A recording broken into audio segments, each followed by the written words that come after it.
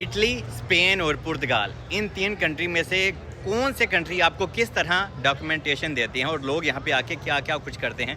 कौन सी पॉसिबिलिटी आपके पास और अपॉर्चुनिटी होती है कि आप अपनी रेज़िडेंसी वगैरह हासिल कर सकें? पहले इटली की बात करते हैं। मोस्टली लोग हमारे जब यहाँ पे इटली में आते हैं तो वो असाइलम करना चाहते हैं। असाइलम एक अच्छी चीज़ नहीं है क्योंकि इटली में फ़िलहाल यूरोप की अगर बात करें तो आप असाइलम करते हैं तो देर सवेर चाहे 2 साल लगें या 5 साल लगें, आपका असाइलम पास होने के थोड़े से चांसेस होते हैं। तो इसलिए इस तरह से लोग इटली में अपने डॉक्यूमेंट्स वगैरह अप्लाई करते हैं एज अ असाइलम सीकर। उसके बाद बात करते हैं पुर्तगाल की। पुर्तगाल में फ़िलहाल लोग आर्टिकल 92 अप्लाई कर रहे हैं।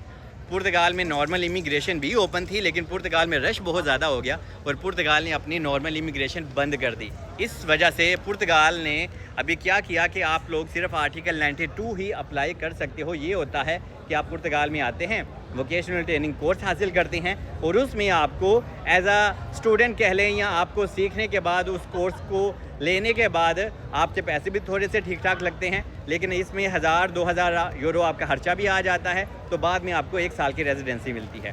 तो इस नंबर 3 स्पेन, बब्बर शेर, शदादा कंट्री, और मैं हाईली रेकमेंड करता हूँ कि स्पेन में ही आपको जाना चाहिए। ऐसा मैं इसलिए कह रहा हूँ क्योंकि यहाँ पे सीन ये होता है कि लोग स्पेन में आते हैं, चाहे आपके पास वीज़ा है स्पेन का या किसी भी शेंजन कंट्री का।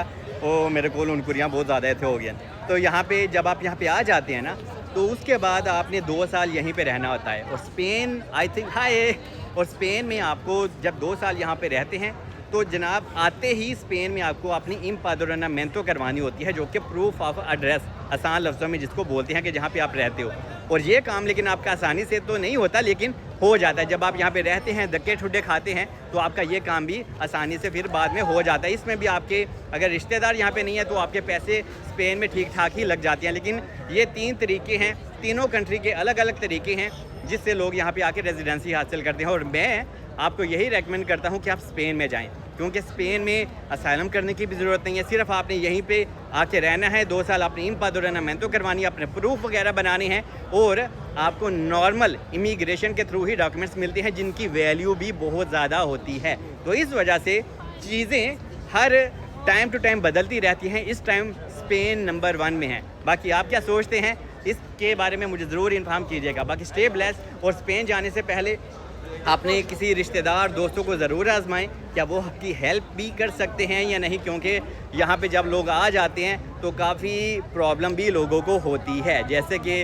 अकामोडेशन प्रॉब्लम, जैसे कि काम की थोड़ी सी प्रॉब्लम होती है। और अगर आप यूरोप में किसी भी कंट्री में आने का प्लान बना के रखे हुए हैं तो आपको उस कंट्री की लैंग्वेज ज़रूर सीखनी चाहिए। तो एनीवे, इन शॉर्ट में स्पेन सबसे अच्छा और बेस्ट है जहाँ पे आपको बगैर असाइलम किए ही रेजिडेंसी मिल जाती है। Stay blessed.